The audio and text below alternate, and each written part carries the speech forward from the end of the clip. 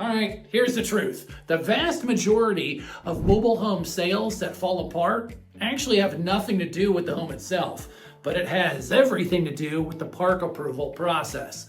In today's educational video, I'm going to cover 3 things. Number 1, I'm going to dispel the misunderstanding of what the mobile home park approval process is all about. Number 2, I'm going to discuss in detail what a mobile home park will check when they put you through the park approval process. And number 3, the most important one, I will discuss in detail how to prepare for a park approval prior to applying. If you don't know who I am, I'm Mark Heiser. Over the last couple of years, I have brokered over 600 mobile home deals. And I want to show you all of the details that you need to know in order to buy confidently. Now, today we're going to talk about park approval, but there's a bunch of different mistakes that we see buyers make time and time again, and I want you to avoid it. So I put together a PDF. You can grab it real quick at themobilehomeschool.com, and then I'll go over the top 10 mistakes I see buyers make on a regular basis. I don't want you to make the same mistake. Grab it today so you are prepared and ready to go when the time is right for you to purchase. So with that being said, if you're ready, I'm ready, and let's go. If you can give me the next 5 minutes, I'll teach you everything you need to know about the park approval process. Chances are, if you buy a home in a park, you're gonna have to go through this anyway, and I wanna make sure that you get approved the first time to your dream park so there's no confusion.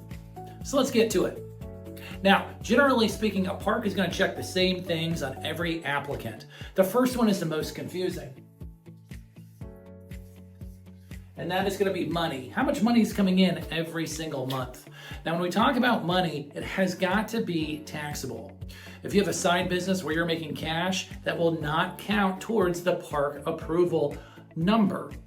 Now, generally speaking, a park is going to look for a gross wages to lot rent ratio of 3 to 1. What that means is, for this example, let's say the lot rent is $500 a month. That means a park is going to want to see 3 times that, or around $1,500 a month. Now, there's 2 other points you have got to understand that most park managers never review with applicants.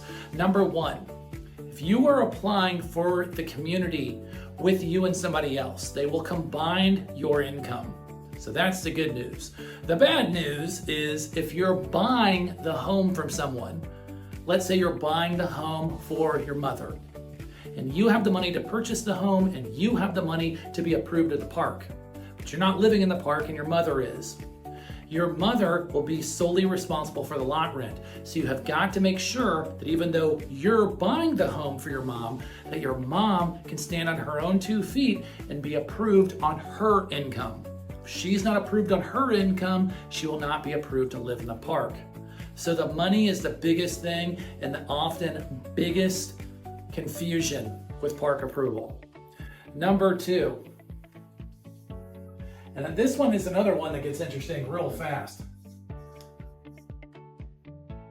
Credit. Now that sounds pretty self-explanatory. Of course they're going to pull your credit.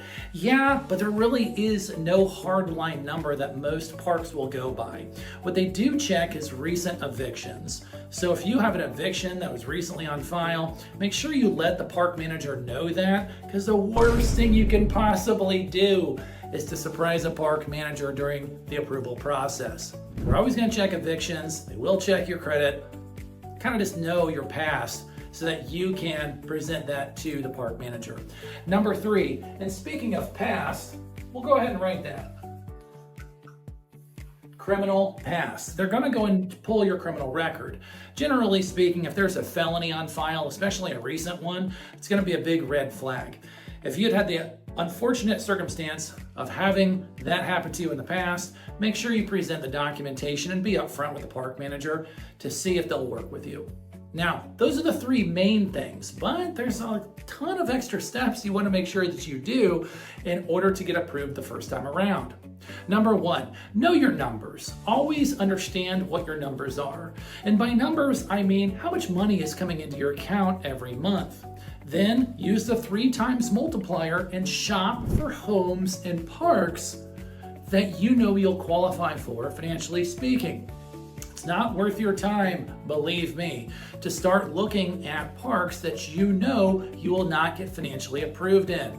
Don't waste your time doing it. Don't waste the park's time doing it. Know your numbers and then go shopping for homes in those parks.